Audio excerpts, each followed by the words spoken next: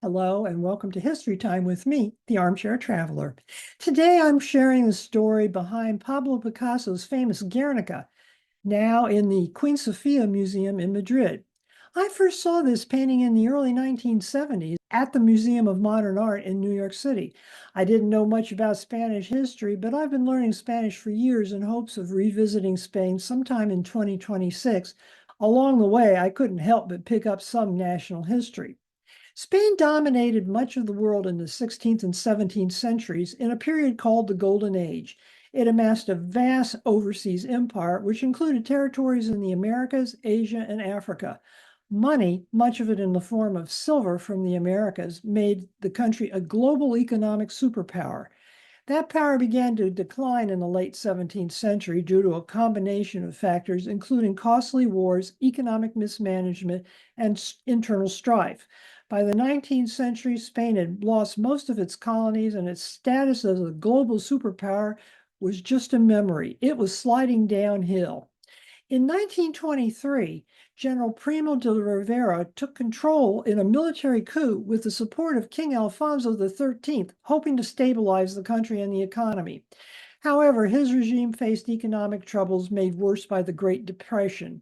Alfonso wanted to maintain his throne and withdrew his support. Primo de Rivera resigned in 1930.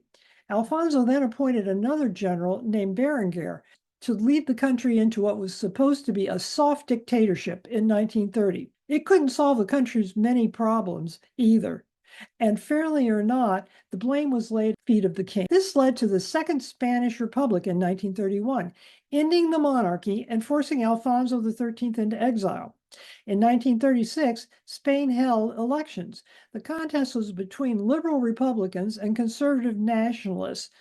The nationalists were backed by the military, the church, and the king. The Republicans won anyway, but the nationalists, supported by Alfonso, started yet another coup, which became a full-fledged civil war that lasted until 1939 and finished with General Francisco Franco as the dictator. The subject of this painting is the bombing of a small town called Guernica. It played a role in bringing international attention to the Civil War. The town is in northern Spain and was one of the centers of Republican opposition to the nationalists. General Franco's forces didn't bomb the city. It was bombed by Nazi Germany and fascist Italian air forces. The attack caused massive, for the time, civilian casualties and a great deal of local destruction. Perhaps the government thought word wouldn't get out, but it did. Pablo Picasso was living in Paris at the time, heard about the bombing from his fellow exiles, and created Guernica for the 1937 World's Fair. The painting was meant to raise awareness and funds for the Spanish Republic.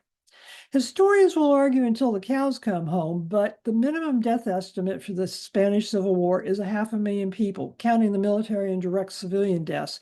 Some historians argue for a number more like 1 million. To be honest, nobody really knows. When you add in all the people who were arrested, executed, went into exile, died of malnutrition or disease, or just plain disappeared. Franco hung on to power until the day he died in 1975.